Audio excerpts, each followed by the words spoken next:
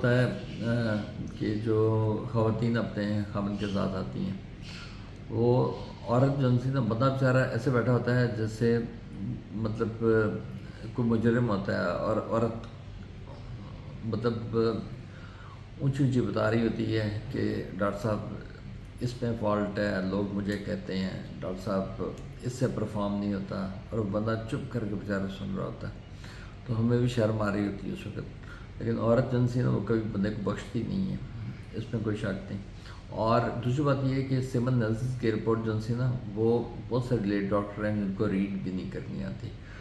یہ سیمن انالیسس کے پیرامیٹر تو آپ سارے مطلب دیکھ سکتے ہیں، نیٹ سے بھی دیکھ سکتے ہیں، میں نے بھی آپ کو کئی دفعہ بتایا ہیں. ویسے میں ابھی بھی بتا دیتا ہوں کہ والیوم اگر 1.5 ml سے زیادہ تو دیٹ از نارمل. اگر آپ کا ٹوٹل سپرم کاؤنٹ 39 ملین سے زیادہ ہے تو دیٹ از نارمل. اگر آپ کی موٹیلٹی ہے لینئر موٹیلٹی، پروگریسو موٹیلٹی 32 سے زیادہ ہے تو دیٹ از نارمل. مارفالوجی اگر 4% سے زیادہ ہے تو دیٹ از نارمل.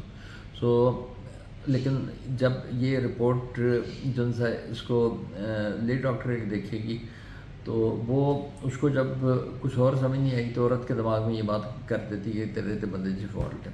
دوسرا ایک بڑی امیزنگ چیز ہے، بڑی انٹرسٹنگ چیز ہے، لیڈی ڈاکٹر ہے وہ عورت کو لکھ کے دیتی ہے کہ اے اپنے بندے کو کھوا، مطلب دوائیاں لکھ کے دیتی ہے کہ اپنے بندے کو کھوا.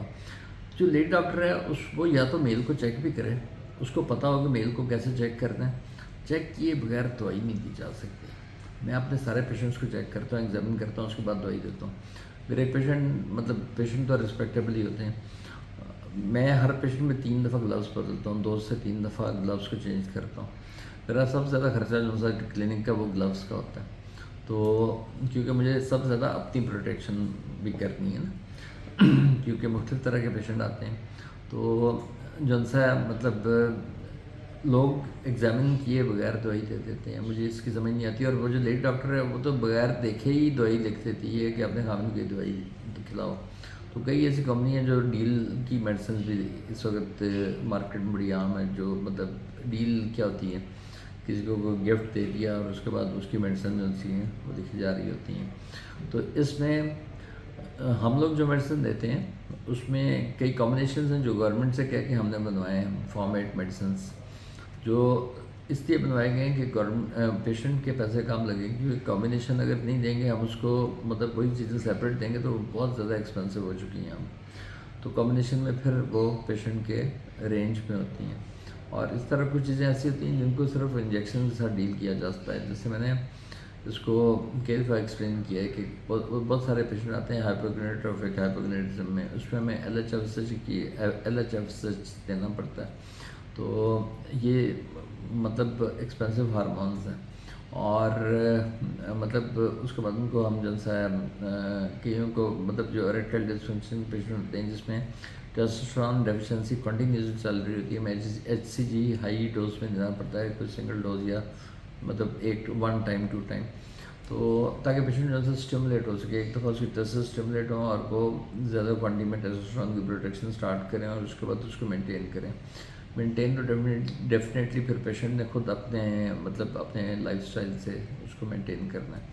تو کہنے کی بات یہ ہے کہ بات یہاں شروع ہوئی تھی کہ مطلب جو خواتین ہیں نا ان کے لیے یہ میسیج ہے کہ آپ جو لیڈی ڈاکٹرز آپ کو بات ایسی کہتی ہیں کہ آپ کے خامد میں مسئلہ ہے تو آپ اپنے خامد کی رپورٹ نا اس کو خود ریڈ کریں.